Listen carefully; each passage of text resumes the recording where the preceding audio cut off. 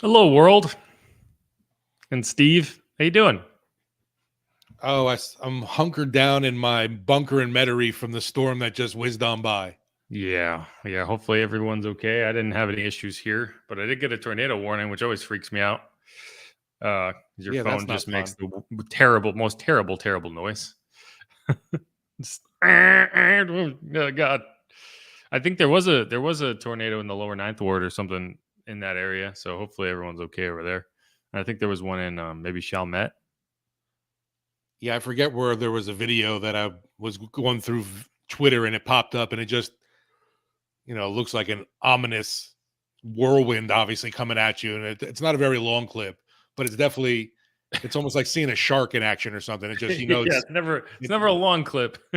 No, You want to right. get out of the way. But yeah. Anyway, so we're gonna come on here. We're kind of on a weird schedule this week because we're getting back into it from the bye, so we're a little off kilter. But we're gonna get on here and do a quick mailbag and a news segment, like just kind of a catch up segment because a couple things happened today that are notable. So we're gonna get to the latest happenings in the first segment. And the second segment is going to be the mailbag. So if you have any comments, questions, concerns, hot takes, pictures of your cat, whatever, throw it in there. And hey, if you wouldn't mind, it would be nice to not just talk about firing Dennis Allen for like the entire show, right? So if you have any questions that don't pertain to fire the coach, that would be fun because I feel like we've talked about that and talked about that and talked about that. But So it just got even louder though because of the Sean Payton latest. oh yeah. I just like to break new ground on some topics. That's all I'm saying. So if you have any creative questions, I'd love to hear them. But yeah, so we'll get to that in the back end. So if you throw questions, comments in there now, we'll get to them after this quick first segment. But Steve, do you want to get us going here for the actual podcast? Yeah, sure. Cool. Welcome back at Inside Black and Gold. Steve Geller with Jeff Nowak getting you the latest on your black and gold heading into week 15 of this season. Just 4 games left, Jeff. And It's it was almost good. over. What's that? It's almost over. Yay. The pain, the misery is almost over with this Saints season, but then you'll go into depression over there being no football. So anyway, there will be football. There will be football. The Saints just won't be involved in it. There will be mercifully there will be no football or there will be no Saints football, so I can actually enjoy the playoffs, like just like last year. But yeah. So anyway, you're correct. I'll be missing it pretty quickly, but I won't be missing this season. Let's put it that way. No, it's been brutal, but there was good news. At practice, at least you had, a guy like Eric McCoy back, which is obviously huge news for the offensive line. I think obviously the center position I don't want to say undervalued, but underappreciated, I guess you could say, obviously, because I think, we've had some decent fill-ins, but it's not Eric McCoy. And I feel like he is one of the better centers in the NFL. Yeah, so we're going to get into some of the news. So obviously Eric McCoy back. There's a few other notable things. We're getting into that in the first segment here. It's going to be quick. And then in the back half, we're going to get in some viewer listener questions. So stay tuned for that. But yeah, so first things first, as you mentioned, Eric McCoy is back. He hurt his calf. I think it was in the win over the Raiders. Week 12 maybe. I can't quite remember, but it was either the Raiders or the Ravens game. He went out, he left early in the Ravens game. Yeah, it was the sure, Ravens game. Night, okay, right. so yeah, so he's been out since week 9. And yeah, so yeah, anytime you lose your center, it's really tough to value like how important a center is to your offense because they aren't really doing that much that you're kind of recording statistically. You're kind of just expecting them to be there and to do their job. They just snap the ball. Yeah, snap the ball. Don't screw up. Don't do anything like to make us say your name and you had a good game, right? And so that's why it's tough to gauge, okay, what is the replacement difference of Eric McCoy versus Josh Andrews, right? Versus moving Caesar over. And week 13, rather, you actually sat Josh Andrews down. He had played the 3 weeks prior to that, and you put Cesar Ruiz in at center. And, I think there's a good reason the Saints opted not to do that the first couple weeks. And it's because putting Josh Andrews in at center means you are obviously, losing something at center, but you are at least keeping the status quo at guard. Whereas moving Cesar Ruiz to center means you are not only taking that step back from Eric McCoy to Cesar at center, which isn't as big of a step back, but it is a step back. And then you are also taking a step back at guard, where you are now playing a backup. And so it really hurts you at multiple positions. And I think that's a big reason the Saints really struggled to run the ball against the Bucs. But hopefully, Eric McCoy's back at practice. That doesn't mean he's going to play this week, but it means he's getting a lot closer. The other guy we got back, Pete Werner, he has been out since, I believe, also the Ravens game. Caden Ellis has filled in remarkably well, and Dennis Allen has said, he's going to keep getting run. However, they have to figure it out. Obviously, this is a team that typically will only play two linebackers at any time. Sometimes you get into more base sets, and I think you're going to see more base over the final 4 weeks of the season, trying to get all three of those guys on the field. But yeah, so the bad news is the Saints season is effectively over. Maybe something crazy could happen. They're not mathematically eliminated yet. The good news is they're getting healthy for these final 4 games. So maybe you can get some positive momentum, however things end heading into the offseason. And you can't forget the oft injured but not forgotten linebacker Chase Hansen back off. Yes. IR. Chase Hansen. Big Chase. He really has. We've never seen him in game action, but he manages to stick around. Yeah, I can't recall ever saying his name during a game. I've said his name during preseason games. I can't remember ever saying his name during an actual game. But yeah, good to have him back. Good to see guys healthy. But a guy who's going the opposite direction, and I think we all could have kind of seen this coming, Mark Ingram, headed to injured reserve. He has that ACL injury. He was probably going to miss the final 4 games of the season either way, but this now guarantees that. And it's a bummer for Mark. Who knows whether this is the end of his career, right? Like his Saints contract is done after this season.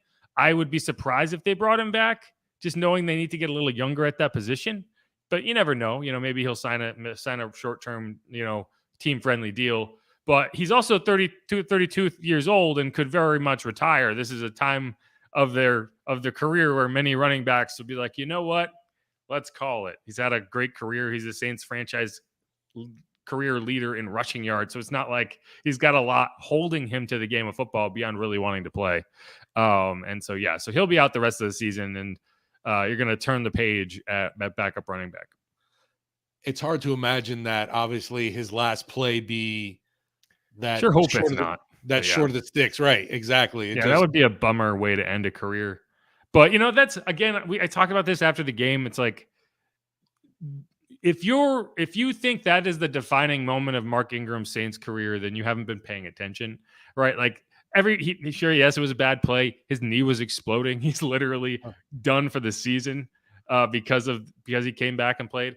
But this guy has done a lot of good things for the Saints. So appreciate Mark Ingram. Stop trashing the players. Like, it's so tiring to watch to see people just trashing guys left and right. Like, it's a bad season. It's a rough season. Don't need to be turn into this toxic fan base. It's like, you just got to kind of deal with it. Like, it sucks, but everyone has to deal with the crappy football. No, it totally sucks. Right. Cause you think of how Breeze went out too. I mean, I'm not saying at the same level of player, but definitely that's some big time stature in this NFL, this Saints franchise. And they've just had rough endings to their, really unfortunate endings to their career. Well, let's put it this way, right? The career passing leader retires. The coach that, the hands down best coach in Saints history retires. Mark Ingram, the all-time leading rusher in Saints history, probably retires. So that's a lot. That's a lot of there's a Mount Rushmore somewhere, and those names probably on. Wait, Sean's coming back. Don't spoil the surprise. No, but okay. So we talked about the guys who were hurt, guys who were coming back. There was one name coming into the fold, a guy I'm actually pretty excited about because I think the Saints saw a lot of things from him earlier this season because they had no choice. And that's Eno Benjamin. They tried to claim him off waivers when the Cardinals cut him in kind of a surprise move after he kind of got into it with Cliff Kingsbury about not having the role he was expecting or hoping for when James Conner got healthy after he had played really well in his absence. And so they cut him. And then the Saints tried to claim him. He was a popular guy on waivers. He ended up at Houston for 2 weeks. He played in one game, got 1 carry, or no, 3 carries for 1 yard. Didn't do anything. And he got cut, and the Saints claimed him. So Eno Benjamin is now on the roster, and I'd expect him to step right in at that backup running back position. And, he's a guy who you can get a really good look at over the final 4 games, knowing that, there's not a ton of pressure in terms of, okay, he doesn't really know the offense. We don't want to put him in a situation where he might cost us a game. Season's over. Why not get a good look at this guy? And maybe he's a young running back. He's 23 years old that you can bring back next year and have some confidence in, because that has been something that I've been very critical of this season and in the seasons past is you just don't have any young up and coming running backs that can step in situations like you found last week where Alvin Kamara had to come off the field and your only option was to put the guy in there who you had to know had a busted knee. And the result was you didn't get a first down on a play you objectively should have got a first down on, and so hopefully he can make an impact, because Alvin hasn't made an impact over the last month. I've been waiting okay, this is the week. It's going to happen now. And I don't know. It's just we had one Kamara explosion this year, and then that was it, really. I mean, he's gotten yardage, sure, but not of late even. He had 2 games. He had 2 big games, right? He had a 200-yard game. I think it was against the Seahawks. And he had how could it not be? Yeah. And then he had the big 3-touchdown game against the Raiders, obviously. So yeah, he's had 2 big games, and then that's really it. Like you look at, usually it'll be like, okay, yeah, he has these massive games. Like even in 2020, he had the 6-touchdown game against the Vikings, but he also had a lot of like good games, like solid games that you're like, okay, he was a big part of that result. This year, he's only topped 65 rushing yards twice all season. Ouch. Alvin Kamara, 65. That's not a crazy number. I said it at 65, but he's had a game with 62. He had a game with 61. But I mean, that's not a lot of yards. Like, I don't think saying if 65 is a number that you should be able to get by. It's kind of arbitrary, but again, it's like you have not had a impact performance. You could get 20 rushing yards on one play, right? So I mean, you could get, like, if you're having a big game, you could get a third of that on one decent run. That's not even a great run. That's just a good run. And so, I mean, you just haven't had those chunk plays from him. And that's frustrating. And it's not like you've seen a ton of receiving yards either, right? He's had over 50 receiving yards only 1, 2, 3 times. So how does that? I mean, that's not a star running back. That's no. And then you say, "Oh, he got 3 touchdowns," and you're like, "Oh, in a game, yeah, in a game," but also that was it all year. That's I know better that he's too good of a weapon not to have more than that. It's just that's a weird dysfunction in this offense this year. He has more fumbles than touchdowns. Oh man, that's brutal. That hurts. It does, doesn't it? Yeah. That hurt right there. He has more fumbles in the red zone than touchdowns in the red zone. Yeah, it's actually that's not true. He has the same number of fumbles in the red zone as he has touchdowns in the red zone because he scored from outside the red zone on 2 of those touchdowns against the Raiders because they were catches, and he fumbled on the 1-yard line against the 49ers. So, yeah, it's been rough. So, all that said, I do like the idea of getting a young guy in here who has something to prove and maybe can make an impact. And I do like his skill set. I like his kind of dual threat ability. He runs hard. He breaks tackles. He can catch the ball. That touchdown he had against the Saints in that Week 7 game when he had 112 total yards, 113 total yards. I think he ran for 92 and he caught 21 yards. That touchdown he had where he just powered into the end zone and kind of fell, right? I mean, that ended that game. The Saints actually had, a pipe dream of maybe trying to come back and make that a game, and he ended it right there. So, maybe that's something where you can build off of and you can be happy about it going into the offseason and saying, wow, we finally have a little bit of positivity at a young player at the running back position. But who knows? He could also get cut in 2 weeks. I just worry, obviously, about why is he bouncing around so much? Yeah, well, so We that's knew that. we knew about the clash in Arizona. Then, man, you didn't even you barely unpacked in Houston. Why did Houston claim him if they weren't going to play him? It seems odd because they have nothing else Well, they have really. Dameon Pierce. That's the thing is if you look at the list of things that the Texans need, a young running back isn't on that list. Like they want to play Dameon Pierce. And so it's like, oh, you brought me in so you could have me sit on the bench and make plays on special teams. I don't, I would have been annoyed too. I just had to move. He's from Arizona, right?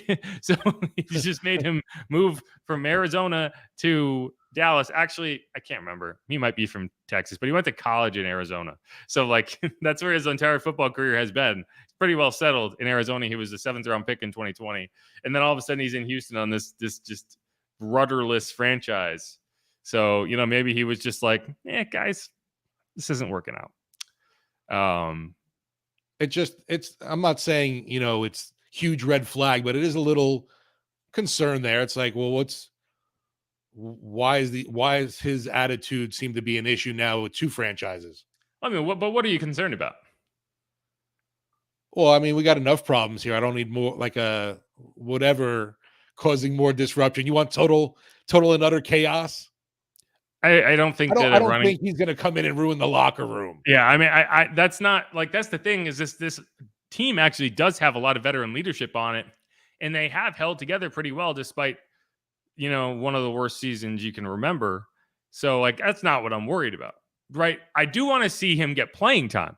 What I would be worried about is you bring him in and then you just don't play him at all. You don't give him a chance, and you end up elevating David Johnson from the practice squad and playing him for no reason. It's like there's no bad ideas at this point in the season other than giving playing time to people who you don't have any upward trajectory for. Their ceiling, it's not getting any higher. So you're just doing that, right? It's the same reason I want to see Rashid Shaheed get featured, right? I want to see Chris Olave get featured. I want to see guys who are the future of the team getting a chance to expand their skill set rather than continuing to run back the same movie over and over and over again. That's what I want to see done differently.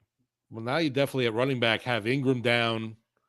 You have Dwayne Washington who's sick. Who knows? So Eno might be getting a handful of snaps right away. I could definitely picture that. Well, this week is tough, right? Like he's coming in, he has to learn the playbook, and you're what's gonna slow him down and what is always gonna slow a running back down getting into a new system is pass protection, right? You have to be able to hold up in pass protection. You have to be able to know the checks. You have to be able to know the language in the offense. And so this week, I don't know how much you're going to see him. And maybe they do elevate David Johnson and play him. But, weeks 16, 17, and 18, he should be, I don't know about getting featured, but he should be getting a heavy run, especially if, the mathematical projections suddenly eliminate you from the playoffs, right? Like right now, you have to continue to play to give yourself the best chance to win, regardless of who you're putting on the field, because there is that outside shot of, okay, you win out and the Bucks go 1-3, whatever, right? The second that's no longer the case, I almost think you shut down Alvin Kamara. And you say, hey, go for it. See what you got. You shut down a guy like, I don't know if you shut down Jarvis because he's on a 1-year deal anyway. But like what you don't want to have happen is the season's over and Alvin's getting 25 carries and blowing out his knee. And then next year he's dealing with that. That's what you want to avoid in a lost season, is making things worse than they have to be. Does that make sense? I don't even know though, would he want to sit just to rest, to sit the way out when even though Alvin? nothing. Yeah. I don't even care what he wants. I don't. Genuinely. I would say he's got a say in it. I don't. No, I don't think you have a say in it. When you would just rest him just because the games are you're shutting him down. You're shutting him down. Oh, he's had plenty of opportunity to make his name in this season. He doesn't have to do it in the final 3 games where you're out of. And I'm saying when you're out of contention, literally no mathematical chance to make the playoffs. I shut him down. And sure, he might not like it, but if he wanted that to not be the case, he could have made a bigger impact when the games mattered. And then we're just featured with Eno. You're seeing what he has. You're giving guys a run. You're seeing what they have to offer. I see no problem with that whatsoever. You see what guys like Kirk Merritt have to offer, right? You don't have that many young guys, right? You No, gotta right. see what they have. What I just can't imagine. Maybe it's just the last game of the year kind of thing. I don't know. I'm thinking way too much into this. Like the rest of the season is so many games even. Well, yeah, I'm not talking about this week. I'm not even talking about next week, probably. I'm talking about like the last 2 weeks of the season, right? This guy's played 15 games. It's not like he's only, like he's been there all but one game. We can pretend he's healthy. I don't believe that he's healthy. And to some extent, no one's healthy at this point in the season, right? So you're going to list him on the injury report with whatever injury he's playing through, because everyone's playing through something. And you're going to say, yeah, okay, it's bad. That's what I would do, because it was a situation like when he gave that speech to the locker room, all his swag like got sucked out of him, and like just I don't know. He has not been the same guy after his big locker room speech. After one game, he had one game, and that's it. But all right, let's wrap that segment up there, and we'll come back for a quick mailbag. What? Against the Seahawks, right? No, it was the Raiders. That was his 3 touchdown day. I believe so. No, you know what? It might have been the Seahawks. I can't remember. It doesn't matter. It was one of those two. Oh, what was the fourth win? Falcons, Seahawks, Raiders, Rams. God, all of them. You look at this, they're like, oh, they're 4-9, and their 4 wins are against just the dregs of the NFL and Seattle. It's not pretty. No, it's bad. But no, let's wrap up that segment there, and we'll get into some questions. There's some comments in there. I don't know how many. If you have any questions, comments, throw them in there, and we'll hit them after the break here on Inside Black and Gold.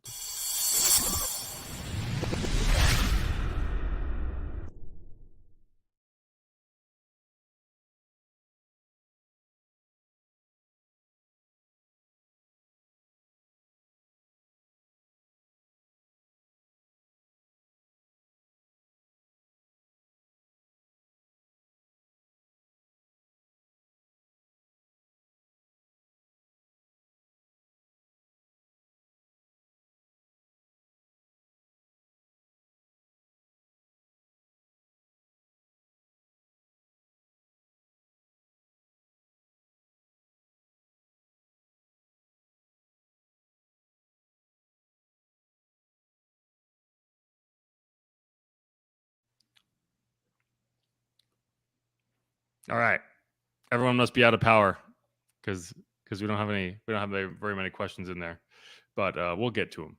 We'll get to them all. Everybody's dialed into the emergency system for the latest on the weather. Yeah, that's the excuse we'll give.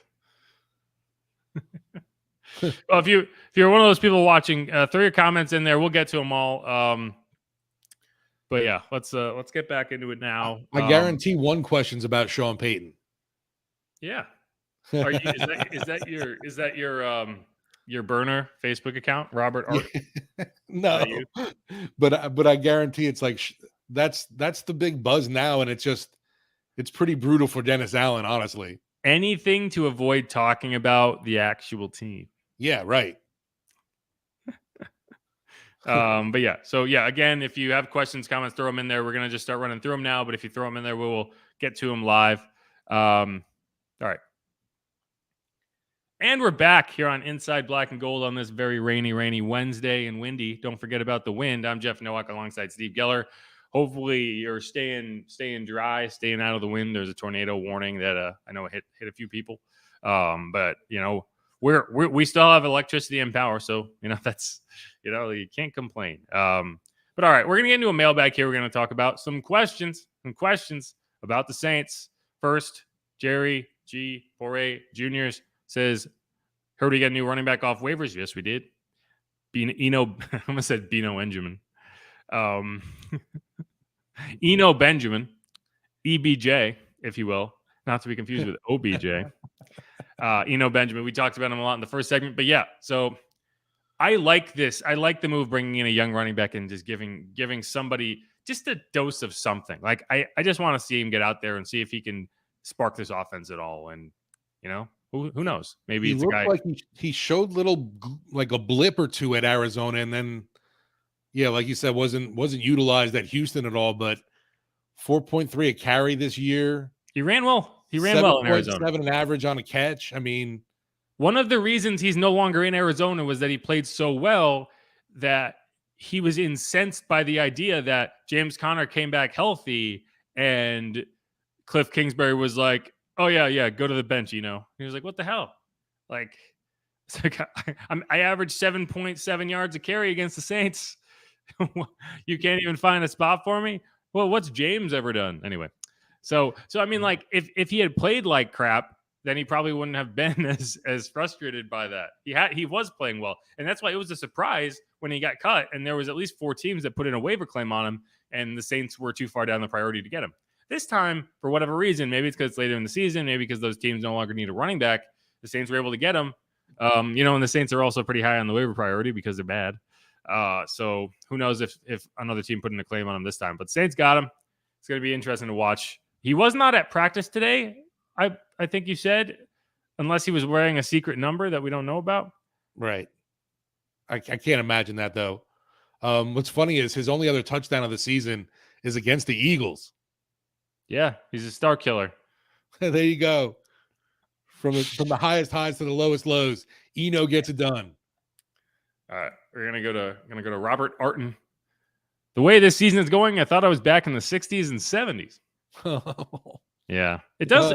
It is really funny to look at this fan base and to be like, so many are just like feeling this way for the first time because, and not like having a rough season. Like you had the 7 and 9 seasons, it's happened before, but in the sense of like in those seasons, you always had Drew Brees and Sean Payton, and you were like, okay, we got to improve the team around them, but we have this nucleus that can lead this team out of it. And they did, right? They had one of the best 3-4 year stretches you'll ever see. I think they were either first or second overall in terms of a record over that 4-year stretch. I think the Chiefs might have been 1 game ahead of them, which, the difference is the Chiefs got to the Super Bowl, 2-3 times during that stretch. And that's what made it frustrating. But this is the first time that I think that since 2004, probably, that you had a bad season. And then you were like, I don't think this is going to get better next year. Like, at least I don't feel like it's going to get better. It probably will, but like there's not a ton of positive energy around, okay, you don't feel like you have the quarterback of the future. Not a lot of people have confidence in the head coach. The defense have taken a step back. All of the things that you thought were going to work haven't worked. And so, yeah, I mean, it does feel like you're a lot closer to the paper bag days than you are closer to the playoff Super Bowl days. On the positive here, I'll spin it for you on that. And I can't believe I'm gonna say more of the positive things, which is hilarious. At least you drafted well this past season, and you got Chris Olave, you got Alontae Taylor, and we're still on wait and see on Trevor Penning, honestly. Yeah, well, that's another guy who, I mentioned Eno Benjamin. I want to see him in there. Now that you are eliminated from the playoffs, or once you are eliminated from the playoffs, Trevor Penning needs to be in at left tackle. Oh, yeah, no doubt. I agree there. And so when you look back at 2017, one of the reasons this team was able to go on that run was you ended up with one of the best draft classes probably of all time, right? In terms of Marshawn Lattimore, Ryan Ramczyk, Alvin Kamara, Trey Hendrickson, right? Alex Anzalone, don't look now. Alex Anzalone is playing, like one of the leading tacklers in the NFL for the Lions. He's having a great season. Al-Qadim Muhammad is like still playing. He's not like a huge player for I think he's still on the Colts, but he's been a consistent player, right? You had just this incredible draft. And did I even mention Marcus Williams? I don't even know. But like that allowed you to really build your roster around a nucleus of players on rookie deals that were starters. So you could bring in free agents and you can do a lot of things and you get really flexible because of that. Now it gets more complicated when you get on the second contract. And you have guys like Marshawn Lattimore, Ryan Ramczyk, Alvin Kamara making a ton of money. And so that limits what you can do. But that's the luxury of this season. It feels like you had a really good draft class. It feels like you have Chris Olave, who you'll be able to get a ton of production out of on a rookie deal for a few more seasons. You have maybe Trevor Penning as a star left tackle. Who knows? We have to see. But he's going to be on a rookie deal, so that gives you flexibility. You have Alontae Taylor, and you don't know what you have in DeMarco Jackson or who's the other one? The other Jackson. Justin? No. Who's he? The Air Force kid. Air Force. I know, it's terrible. It's going to piss me off. Jordan Jackson. Yes. Jordan Jackson, defensive tackle at Air Force. So you haven't seen them, so you don't know. I actually really like DeMarco Jackson. I think he's going to be a special teams contributor next season whenever he can get healthy. But yeah, so that should help you. The only thing that's frustrating is you only had those 5 picks, and 2 of them that did not contribute. Right? So what you need to start doing is valuing those assets so that you can have another draft like 2017. So when you are really just nailing it with your evaluations, you have the ability to bring those guys in, right? And so yeah, that's what you need to see. But I think this team has a route back to relevance, but you have to do it the right way and you have to make the right decisions. And I'm not sure that they did that this past offseason in terms of the trades, in terms of pushing all the chips to the middle of the table for a team that is objectively average. And so, yeah, that's what I need to see change. Yeah, it's kind of hard to fathom now. Like, when did the team realize really that, when did Dennis Allen know, when did Pete Carmichael know that they'd rather go with Andy Dalton over Jameis, but kind of thing, were they just waiting for an injury to inevitably take Jameis out because they wanted Dalton all along, kind of thing? No, come on. It's just odd to me. I feel like that they didn't even get through one game before he got hurt. How can that can't be the case? Right, but if he's not dealing with injury right now, you would think he would get a shot at being the starter. And I know we've gone over this over and over and over, and you want to wring my neck through the camera. It's not right about injuries, right? But that's the thing. It's like, that's why I'm saying from the get. Then, was Andy Dalton their guy? I think he was Dennis Allen's guy.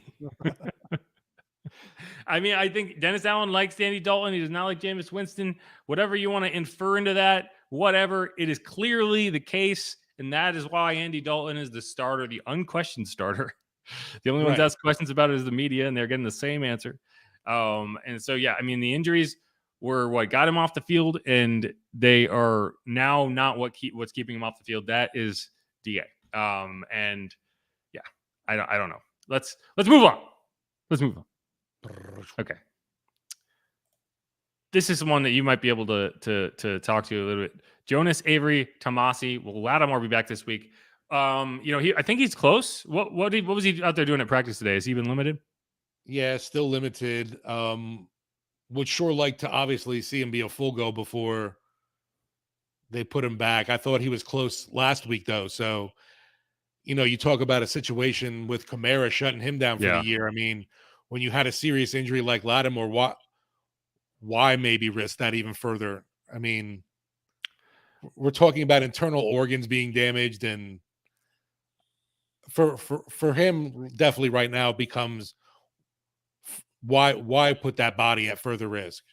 Well, to me, I don't know why don't feel that way about Kamara. To me, it's the question is like re-injury risk, right? Like, so I actually have a bigger question about Pete Werner than I do about Lattimore, because I think his injury was so bizarre that the odds that you re-injure it are actually probably pretty low. It's more of a pain thing, and whether he can play without pain. For a guy like Pete, who had to have surgery on that ankle, and we've seen, the Saints deal with ankle injuries, right? We all know the obnoxious nature of ankle injuries.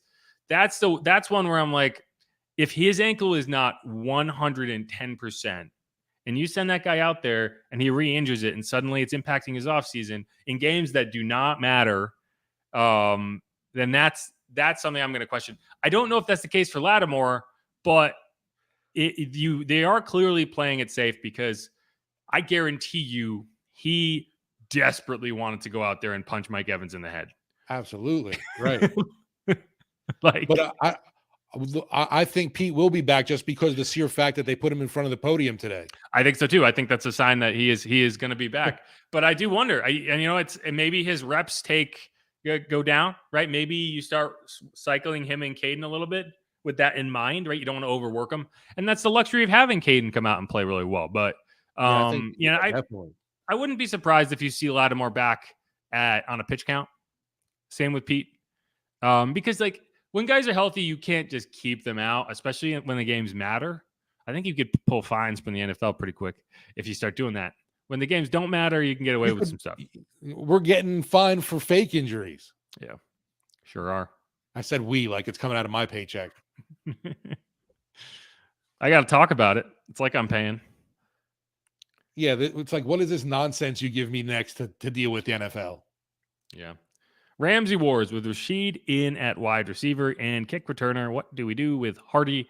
Well, nothing this year. He's on injured reserve. He's not coming back. If they were going to bring him back, they would have. So I think he's done. I think he's on a 1-year tender. Paid him $4 million this season. Probably could have found a better use for that, just in terms of what you got, like, which was virtually nothing out of it, right? You got a couple kick returns. He fumbled. That's about it. So no, I think you say thanks, Deontay. Appreciate you. Good luck in free agency, and he'll get paid. He'll get a contract, right? Like there is a market for kick returners, for quality returners. It's not going to be the market he wants, because he wants to be a receiver and he wants to get paid like that. But I think he's going to end up getting paid somewhere in the range of what he made this year. Like Jakeem Grant, Jakeem Grant is the contract that I think you would look at as Deontay Hardy and say, this is what I want to hit, which, because he's essentially the same player, right? He's a little older. He's 30 years old. He signed a 3-year, $10 million contract this season with the Browns. There's no way. No, I mean, I think he could. Not with the Saints. No, right. But like with somebody else is what I'm saying. Like there's going to be a team out there who really values their return game, who really thinks they want to take a step up in that regard. Maybe they underperformed this year and they see it as one of the reasons they struggled. And they're like, you know what? We have cap space. We want to make sure we just nail it. And they bring in Deontay on a decent deal. Like 3 years, $10 million. It's a good contract for a kick returner. It's not a ton of money. You're talking $3.3 million a season, which is less than Deontay made this year. So I'm just saying, like, that's what you're going to be looking at. And hey, maybe if you're not super active in free agency, it might even help you get, a 7th round pick down the road. Who knows? But that's what's going to happen. Yeah, I don't know how big of a market it's going to be for Hardy, just because of he's had an issue with the injuries, and you got to worry about the fumbles. I feel like you can find a younger guy that can do it all the time at the position. They'll just wear the next guy out, kind of thing. No, because the Saints feel that way. The Saints feel that way because they're good at it. Not every team is good at it. A lot of teams want to take the shortcut of signing the Saints special teams players. Deontay is going to get a contract because of the reputation the Saints have. Straight up, it's going to happen. Like Justin Hardy, look at him. Like guys come off the Saints special team squad, and like other teams are like on him. So I will guarantee you he gets a decent. I don't know if he's going to get 3 years, $10 million, and partially because he's been hurt all year, so that's not going to help him. He hasn't been able to have that contract year kind of performance. But he's a former All-Pro. Yeah, right. He's going to get a contract. Again, like that's what I would, if I'm Deontay and I'm going into free agency, that's the deal I would hold out and be like, this is what I want. You want an All-Pro returner? This is what you're going to pay me. And if no one bites, then yeah, maybe he takes a smaller deal. But I think that's a reasonable contract for a guy who, people want to pretend that they don't want to pay the kick returner, but then suddenly you don't have a kick returner and you start muffing some punts and you start losing ground. You don't field a kick you probably should have, and suddenly you're pinned inside your 5. And you're like, man, we should have paid. We could have probably afforded $3 million for an elite kick returner, right? So yeah, that's what I think is going to happen. And I think it's obviously clear from the Saints aspect. Why wouldn't you boost, promote, whatever you want to say with a guy like Shaheed, since we want more now? I mean, I just would think next year, he could legitimately be like Deontay Hardy 2.0, where he could really be more part of the offense, not just a special teams guy. Well, that is a problem, though, right? One of the reasons that I always felt like Deontay was a little limited in the offense was because you do need him on special teams, and so it's tough because all of a sudden he's running routes and then he gets hit and he's out, and all of a sudden like, who's back there turning kicks now, right? So you got to weigh that a little bit. Like, he is taking hits on those plays, but yeah, I mean, he has been excellent as a returner. I think he's only going to get better as he gets a little more confident. And he's been excellent as a deep threat. Like, I think his ability to take the top off the defense and allow Chris Olave to work underneath and run some more finesse routes has been helpful. If you had a more powerful armed quarterback, then I think you have some really intriguing possibilities down the road. But for now, yeah, I mean, I think you're really happy with. I think that move and that decision to bring him in was spot on. They did a great job. They found him out of Weber State, and he's going to be a good player for a long time. Now, just imagine in good old fantasy land next year, where you get a healthy Michael Thomas back with Chris Olave, and you also got Rashid Shaheed in there in that mix for whoever you draft in the first round. Thanks for the Sean Payton pick. Yeah. Although Andy will still be starting week 1 next year. Yeah, probably. Speaking of Andy, the quote unquote bridge guy. Yeah, that's exactly what he is. Jonas, Avery, Tomasi. Again, I feel like Andy Dalton is doing everything he can. Guys just need to catch the ball. He does need to make better choices, though. Yeah, I mean, it's the obvious, the easy thing is to be like, oh, change the quarterback, do this, do that. And I mean, I think the ball's hit guys in the head. It's like I've got more problems with the offensive line as a whole than I do the quarterback. Yeah, I mean, like, you could make a change at quarterback, and I don't think it's going to make a fundamental difference in like how you're operating. But it's like, Andy, if you had told me how Andy would have played going into this season, I would have been like, yeah, this team's going to be fine because the defense is going to carry them like it did last year. And you're gonna get star performances out of Alvin Kamara, and you're gonna do all this, and not all that stuff hasn't happened, right? So no, and it's kind of sad now. Chris Olave's like rookie of the year stock seems to be plummeting. Yeah, and well, but again, I don't know if that's about his performance, right? I think it's about when you're on a bad team, you're not going to win those awards. He didn't have that catch. What? He didn't make that catch last game. That's a big no-no. Yeah, but his stats are still, I mean, like, but the rookie of the year, the offensive rookie of the year voters aren't watching every game and being like, oh, he had a chance to make a big catch there and he didn't make it. They're just looking at the numbers, right? And his numbers are excellent. Like, he's probably going to still break Michael Thomas's rookie receiving record. And so, like, you're looking at that and you're like, okay, if this team was 9-4, he would be right up there.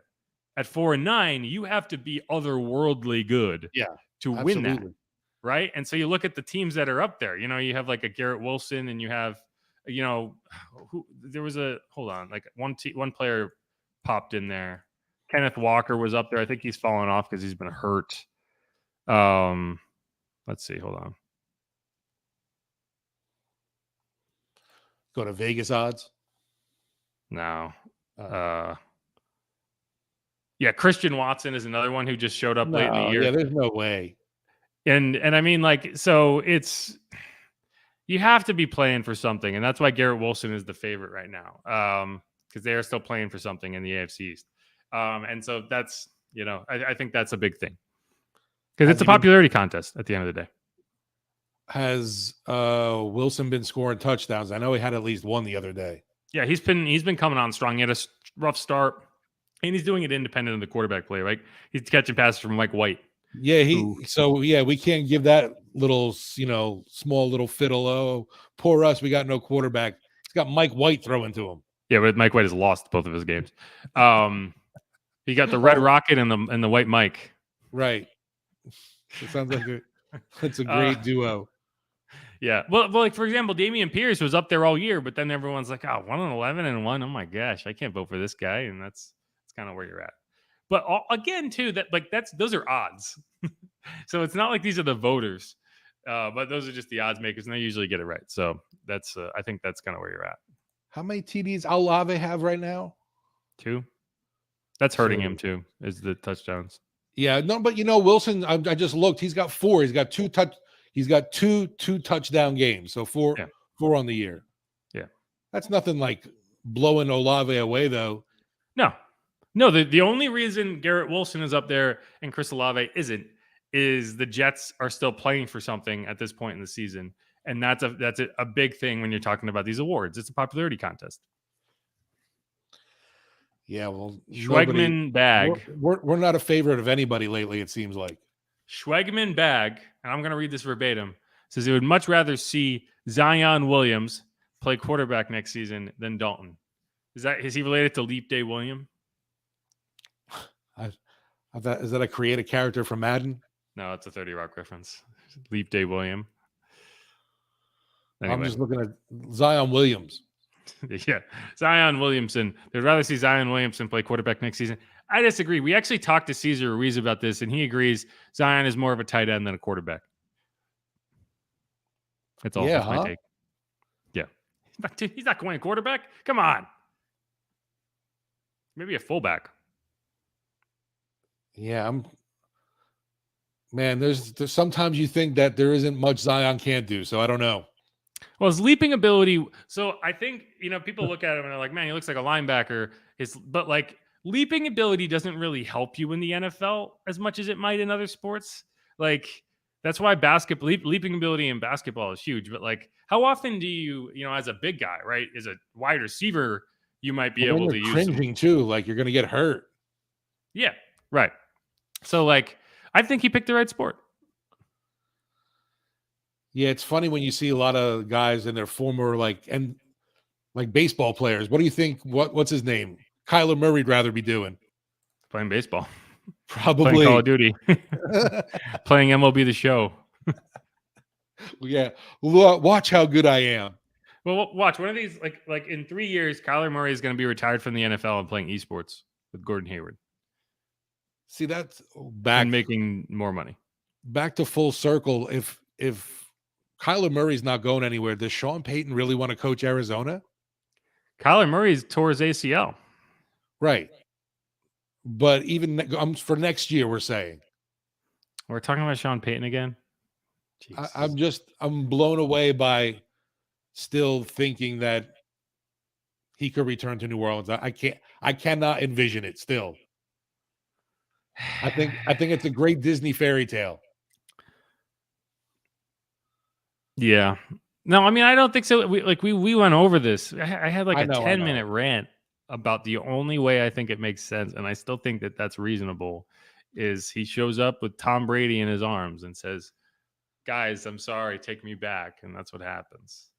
But I think the issue is going to be convincing a team to trade for him, because that really limits your options. It's not just where he'd want to be, it's which team would trade for him. And if he wants to go somewhere with Tom Brady, which I think is a realistic possibility, then that can only be like so many teams. Like it couldn't even be the Chargers if he wants to team up with Tom Brady, because what about the Raiders? Pretty good quarterback. Maybe the Raiders, right? Maybe. But then it's like, geez, you think this team that sucks is going to trade 2 first-round picks? Is that going to make you better? Right? So I just don't know. It's such a weird thing to even consider trading for a head coach, because you can't assess the value till you have the players, and you can't get the players if you trade the players. So right, as that head coach, you're going into a new deal knowing that you are at a disadvantage.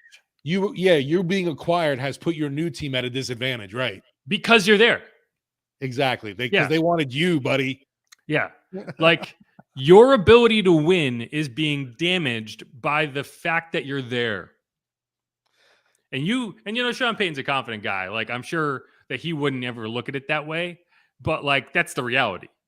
And you'd have to be a pretty confident person to walk in there and be like, "Oh yeah, you screwed me over, but I'm going to win anyway."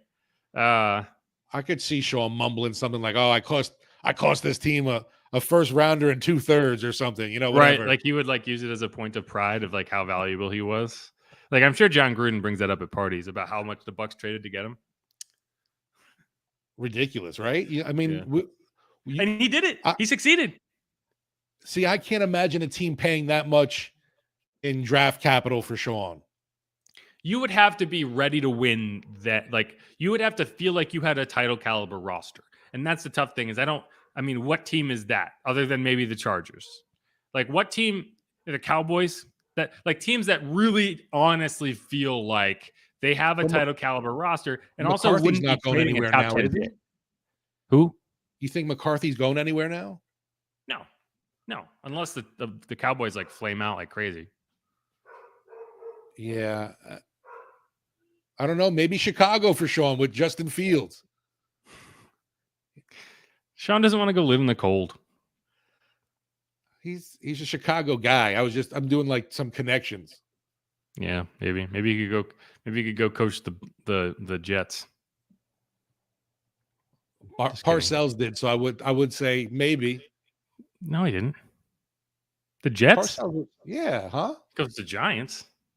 Giants. I thought in the mix with the Patriots, he also did Jets. I don't think so. Tripping that he coached both New York teams. No. Yeah, he coached both New York teams. Oh, you're right, he did. Yeah, 97 through 99. I had erased that. Oh no, I'm sorry. 2003, 2006. I was right the first time. Duh. 97 through 99. Yeah. First, he had a 12-4 season. How did I erase that from my memory?